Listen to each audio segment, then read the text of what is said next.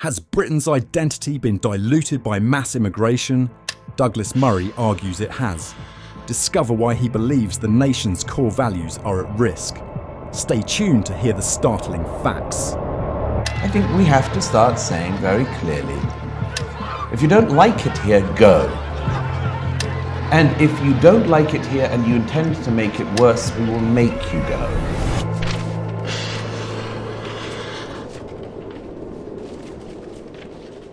Welcome to the Migration Debate YouTube channel. Today, we delve into Douglas Murray's argument that Britain is experiencing too much immigration. We'll examine recent statistics, clear up common misconceptions, and explore various perspectives. By the end of this video, you'll have a comprehensive understanding of the complexities and challenges surrounding immigration in Britain. Douglas Murray starts by challenging the idea that Britain has always been a nation of immigrants. He argues that recent high immigration rates have forced the country to redefine its identity, making it harder to maintain a clear sense of what it means to be British. According to Murray, this rapid influx of people dilutes traditional British values.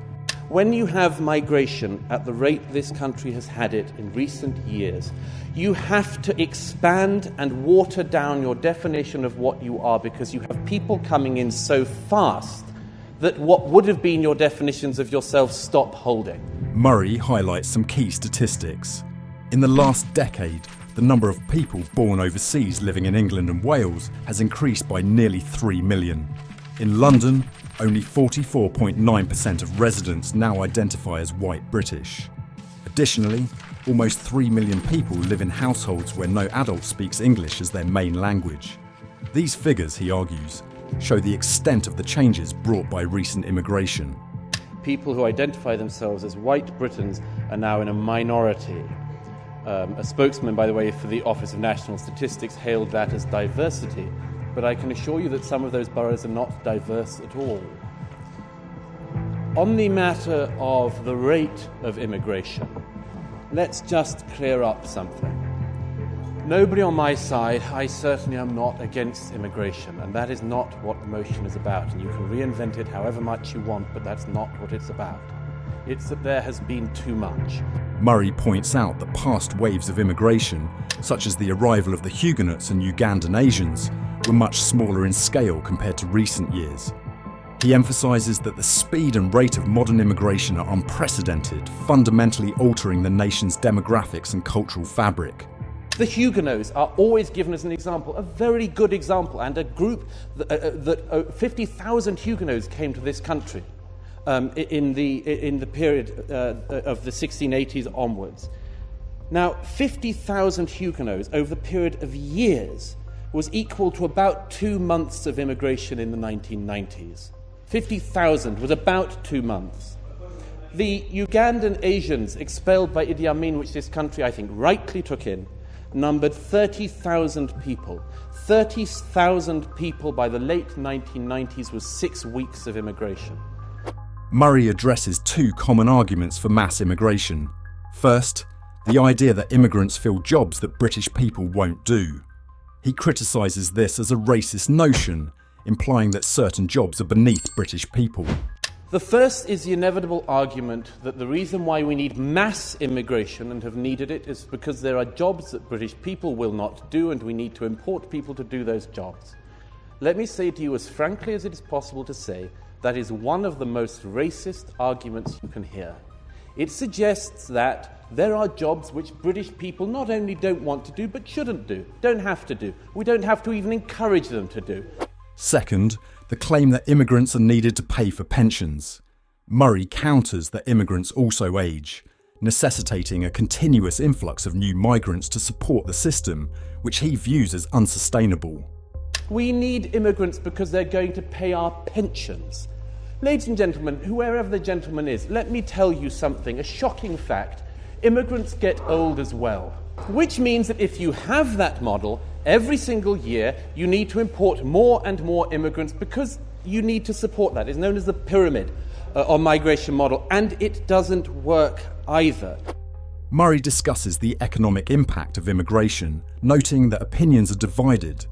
Some studies show positive contributions, while others highlight the strain on public services.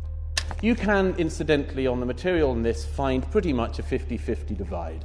About 50% of the studies say that there's a huge impact positively for the country. About the other 50% say the opposite. He references a UCL study which found that migrants received £95 billion more in services and benefits than they contributed in taxes between 1995 and 2011. That same study found that between 1995 and 2011, migrants in the UK received £95 billion more in services and benefits than they contributed in taxes. Murray argues that high immigration rates threaten Britain's cultural identity. He believes that maintaining a strong national identity is crucial and that current policies are eroding this. He criticises the notion that Britishness can be reduced to vague concepts like fair play or being nice, emphasising the need for more concrete and historical definitions. When you have migration at the rate this country has had it in recent years, you have to expand and water down your definition of what you are, because you have people coming in so fast that what would have been your definitions of yourself stop holding. Why is it now that we have this big, endless debate, who are we, what are we? It's because we want to welcome people, but it's happened so fast we have to end up doing things like saying Britishness is about fair play or being nice to people. Everyone wants to be nice to people.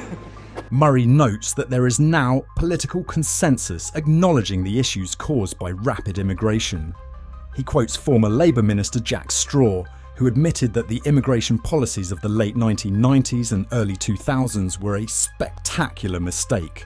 Murray contends that these policies have led to negative outcomes and that many people, including immigrants themselves, recognise the problems associated with fast-paced immigration. Migration does bring all sorts of benefits. When it comes at this sort of rate, I would argue it also brings some very negative things as well. And one of the things that is that people of this country, including many, many immigrants, and I'll finish on this, many immigrants, including first and second generation immigrants, now say there is a problem with the speed of immigration because it changes the country. Murray suggests that addressing immigration's challenges will require tough, clear thinking and a willingness to confront uncomfortable truths. He believes that Britain needs to find a balance between welcoming new people and preserving its cultural heritage. This balance, he argues, is essential for maintaining a cohesive and proud society. In my opinion, not going to be easy, and it's going to require quite a lot of fairly clear, tough, frank thinking. Earlier, we touched on the importance of maintaining a strong national identity amidst high immigration rates. Let's dive deeper into how Britain can achieve this balance and what measures might be necessary to protect its cultural heritage. The debate over immigration in Britain is complex and multifaceted. While Douglas Murray raises valid concerns about cultural identity and social cohesion, it's also crucial to consider the benefits and contributions of immigrants. What do you think? Should Britain tighten its immigration policies to preserve its identity? Or should it continue to welcome new arrivals? Share your thoughts in the comments below.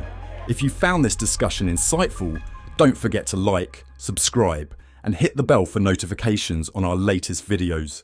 Thank you for watching and stay informed.